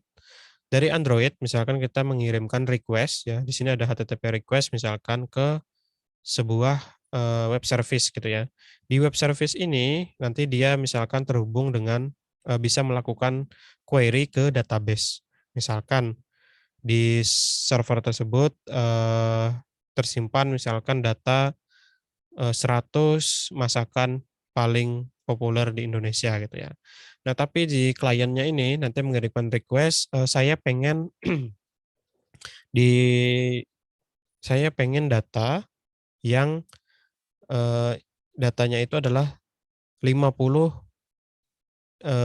daftar makanan terpopuler di Indonesia gitu ya. Jadi yang ngirimnya itu dari klien. Si web service ini, jadi si klien ini menggunakan endpoint yang disiapkan oleh web service. Jadi dia nanti mengirimkan linknya atau linknya itu melalui link web service. Si web service karena dia ada request gitu ya dari klien, otomatis nanti dia di sini akan diolah dulu. Kemudian dia dicari dulu, ada nggak sih 50 daftar makanan terpopuler di Indonesia gitu ya.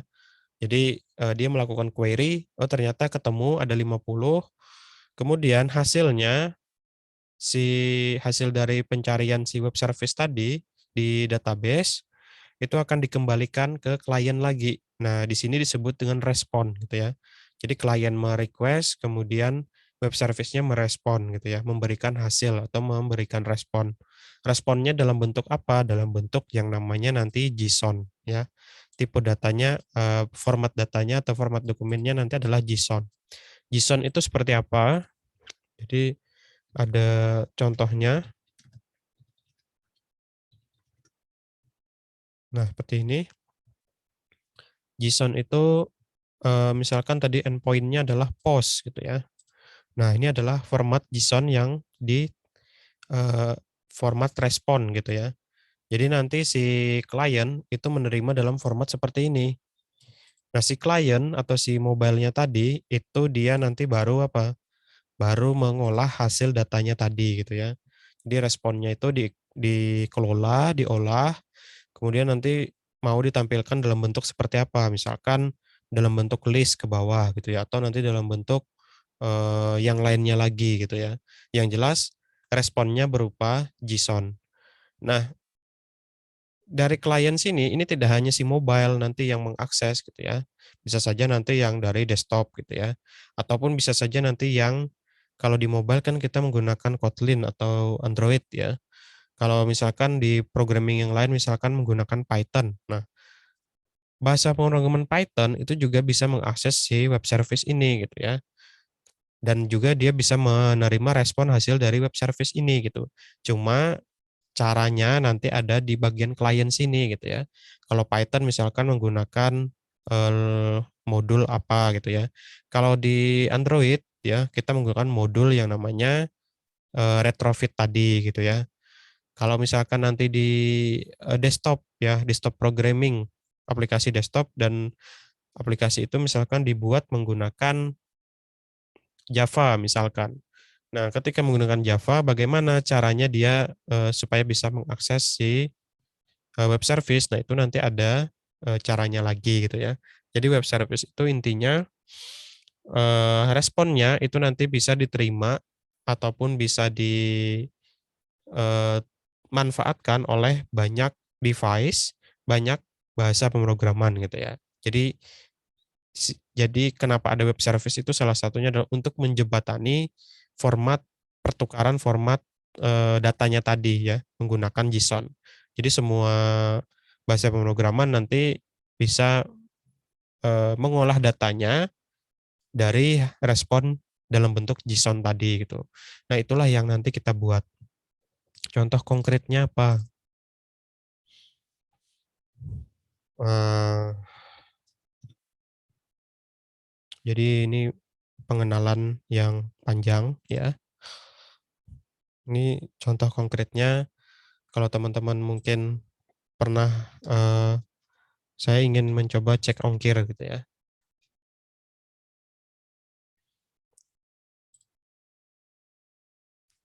inilah gitu ya, mana tadi? Oke, nah ini tadi ya. Nah, kalau kita lihat aplikasi ini ya, aplikasi ini kan aplikasi cek resi dan ongkos kirim. Kalau kita klik, dia sini menyediakan apa aja, ada JNE gitu ya, ada Ninja, ada JNT, dan lain sebagainya gitu. Nah, dia taunya ongkos kirim itu dari mana gitu ya, misalkan dari kota A ke kota B dengan berat sekian, ongkirnya sekian gitu ya, ketika menggunakan kurir JNE gitu. Dari mana dia tahu aplikasi ini gitu ya. Nah, taunya dia dari, otomatis di sini ada hubungannya dengan web service gitu ya. Jadi si aplikasi ini dia sudah punya yang namanya endpoint dari masing-masing kurir. Endpoint inilah nanti yang dimanfaatkan oleh aplikasinya untuk me-request ya, apa yang diinputkan melalui si aplikasi mobile. Contohnya di sini untuk resi misalkan ya, resi untuk JNE. Resinya sekian, resinya apa, kemudian nanti pilih kurirnya apa, kemudian kita cek resi gitu ya. Nah, nanti ketika kita klik cek resi, si aplikasinya ini langsung menghubungi endpoint JNE, langsung menghubungkan dengan API-nya JNE gitu ya. Nah, dari sana nanti kan dicek, responnya, request-nya itu ada atau tidak resinya gitu ya. Jika dia ada, maka nanti akan diberikan respon lanjutan ya. Formatnya adalah JSON, format datanya adalah JSON. Tapi kalau misalkan ternyata resinya tidak ada, dia tetap diberikan respon, tapi responnya adalah, not found gitu ya. Artinya yang dicari itu tidak ada gitu. Nah, kemudian kalau kita lihat di sini contohnya itu nah, yang seperti ini kan ada nih keterangannya nih, resinya apa gitu ya, kemudian pengirimnya apa, kurirnya apa, statusnya apa. Sebenarnya kan yang ada di sini, ini sama aja ketika kita mencoba melakukan pengecekan di mana, di, webnya langsung gitu ya, misalkan ini punyanya JNT gitu ya,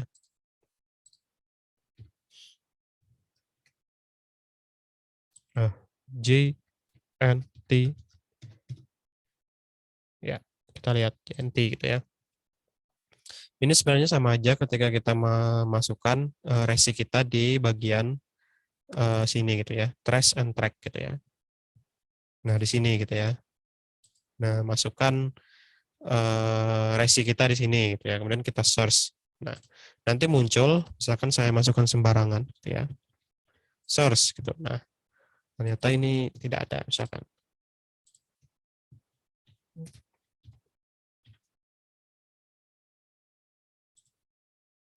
Nah, record not found gitu ya, atau kita lihat,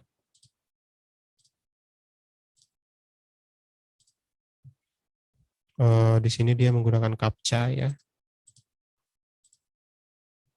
Nah, supaya dia bisa menampilkan hasilnya ya, di sini kan recordnya nggak ada nih, alias si resinya salah gitu ya. Otomatis nanti responnya juga sama aja dengan yang di mobile tadi gitu ya. Misalkan di sini keterangannya not found gitu ya. Tapi kalau nanti ada, dia akan dikirimkan dalam bentuk respon dan ini. Nah, terus kenapa kok bisa tampilannya seperti ini gitu ya? Padahal kan tadi respon JSON itu adalah seperti ini gitu ya. Nah, inilah nanti tugasnya di mobile ya, aplikasi mobile untuk memparsing hasilnya tadi gitu ya. Jadi hasilnya masih dalam bentuk plain text seperti ini ya, dalam bentuk bukan plain text ya, tapi dalam bentuk JSON seperti ini. Kemudian nanti si mobile-nya nanti yang mengolahnya gitu ya. Entah itu nanti mau ditampilkan dalam bentuk UI yang seperti apa gitu. Itu kerjaannya nanti di mobile gitu ya. Nah, tapi secara sederhana aplikasi ini kan banyak nih. Dia bisa cek ongkir, JNE, Tiki, Pos gitu ya, Pandu, Wahana, Secepat dan lain sebagainya gitu. Dengan satu aplikasi mobile ini saja dia bisa terhubung dengan banyak kurir ya. Tapi nanti yang kita pelajarin minimal kita bisa terhubung dengan satu endpoint REST API server yang kita buat sendiri gitu ya. Maksudnya di sini kita nanti buat sendiri REST API servernya, kemudian nanti si Android-nya mencoba melakukan request ke REST API servernya gitu ya. Jadi anggaplah yang webnya GNT ini adalah REST API servernya, sederhananya gitu ya. Kemudian nanti si mobile-nya, contohnya tadi ini, dia merequest ke sini gitu ya. Nah, terus nanti responnya akan diberikan dalam bentuk JSON gitu ya. Nah, tapi eh, cara bikinnya gimana? Nah, biasanya di sini ada yang namanya kalau misalkan kayak kurir-kurir gede seperti ini, dia menyediakan yang namanya API gitu ya. Namanya API. Nah, itu yang nanti kita buat. Nah, sini ya. GNT API. Jadi dia punya API. Nah, contohnya misalkan mau melakukan tracking, nanti caranya gimana gitu ya. Eh, dokumentasinya di sini misalkan contohnya nanti kita bisa menggunakan request metodenya adalah post, otorisasinya adalah basic authorization. Ini maksudnya adalah sederhananya username dan password-nya supaya bisa mengakses si endpoint API-nya ya. Kemudian nanti URL-nya apa, kemudian nanti parameter yang tersedia itu apa aja. Contohnya ada AWB, ya AWB ini mungkin maksudnya adalah resinya gitu ya. Nah, contohnya nantinya ketika berhasil, nah ini ya, respon example. Ini formatnya adalah JSON. Ketika misalkan ada AWB-nya ini adalah ini, ya, resinya adalah ini, kemudian nanti muncul keterangan yang lain gitu ya, atribut yang lain. Misalkan tanggal pengirimannya kapan, kode service code-nya apa gitu ya, atau nanti biayanya berapa, beratnya berapa gitu ya, kuantitasnya berapa. Nah, ini nanti yang akan diterima oleh si klien. Nah, dari klien itu nanti melakukan parsing lagi ya, ini kan dalam format JSON, diparsing lagi, kemudian nanti dimasukkan ke dalam UI-nya gitu ya atau tampilannya. Nah, jadinya nanti seperti ini gitu ya. Nah, ini adalah contoh penerapan mobile dan web service gitu ya. Secara apanya? Secara realnya gitu ya. Bisa seperti ini gitu. Jadi di mobile-nya ini kalau kita lihat dia cuma merequest data gitu ya. Tapi tidak ada menyimpan data gitu ya. Atau tidak ada interaksi langsung yang mengubah isi data itu. Cuma biasanya kalau aplikasi-aplikasi yang seperti ini dia juga mempunyai database internal gitu ya. Database internalnya itu misalkan kita mau menyimpan hasil pencarian kita gitu ya. Jadi di sini contohnya dia membuat sebuah apa namanya menu ya. Jadi nanti ini ketika kita inputkan resi kita bisa simpan hasil pencariannya gitu ya. Jadi nanti kalau kapan-kapan kita mau ngecek lagi si barang kita sudah sampai mana, kita tidak perlu masukkan di sini lagi, tapi kita tinggal panggil data yang sudah kita simpan tadi. Nah, yang disimpan ini cuma lokal jadinya ya. Dia tidak mempengaruhi endpoint di servernya gitu ya. Jadi itu untuk mempermudah saja gitu. Nah, jadi seperti itu ya. Jadi gambaran umumnya nanti seperti itu. Apapun nanti ya nanti kan kita belajar dulu apa yang ingin kita buat ya untuk mobile-nya nanti seperti apa, web service-nya nanti seperti apa. Intinya ada hubungannya dengan database juga. Bagaimana nanti kalau ini nanti karena kita yang punya punya hak akses ya, kita bisa nanti melakukan penambahan data, pengurangan data gitu ya, mengupdate data melalui aplikasi mobile kita atau melalui Android kita ya. Itu nanti kita bisa coba. Jadi seperti itu ya. Oke, ya itu sekilas dulu ya untuk perkenalan hari ini. Jadi lumayan panjang ya. Eh, Mata kuliahnya tadi ya. Kemudian yang belum presensi, silakan presensi, masih saya buka. Kemudian nanti selanjutnya untuk, pertemuan selanjutnya, pertama-tama sekarang teman-teman mungkin bisa siapkan dulu, tools-nya. Kita cuma butuh Android Studio tadi ya, nanti di-download Android Studio-nya, kemudian nanti dites dulu gitu ya, teman-teman install. Kemudian nanti dicek lagi AVD-nya ya, coba di-running dulu AVD-nya kira-kira, efeknya ke komputer atau laptop teman-teman seperti apa, apakah berat gitu ya. Kalau ternyata tambah berat ya nanti, gunakan opsi yang tadi saya berikan ya, misalkan mau menggunakan emulator di luar AVD tadi, ataukah nanti mau menggunakan live, real device ya, itu nanti silahkan gitu.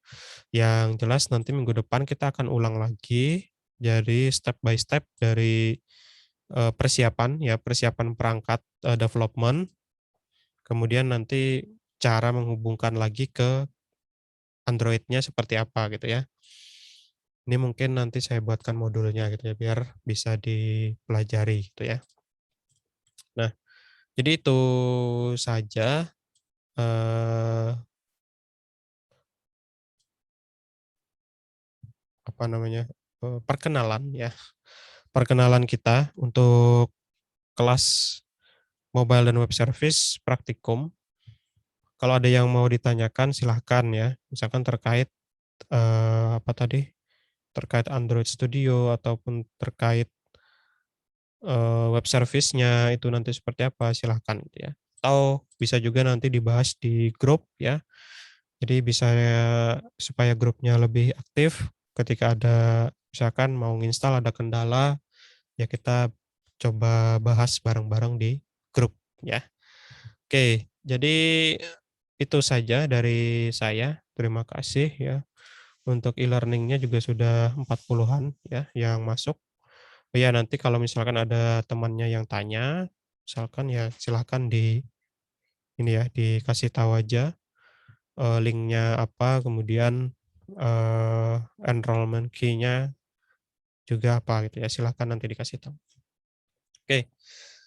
Sekian dulu dari saya, terima kasih buat teman-teman yang sudah join sampai, selesai ya, selesai saya menjelaskan ya. Kemudian nanti kita ketemu lagi di pertemuan selanjutnya untuk mata kuliah mobile dan web service praktek gitu ya. Oke, terima kasih. Assalamualaikum warahmatullahi wabarakatuh. Waalaikumsalam warahmatullahi Waalaikumsalam wabarakatuh. warahmatullahi wabarakatuh. Terima kasih, Bang. Terima kasih ya, Pak. Terima kasih, Pak. Terima Terima kasih, kasih, Pak. Pak. Ya, sama-sama. Pak. Ya, sama-sama.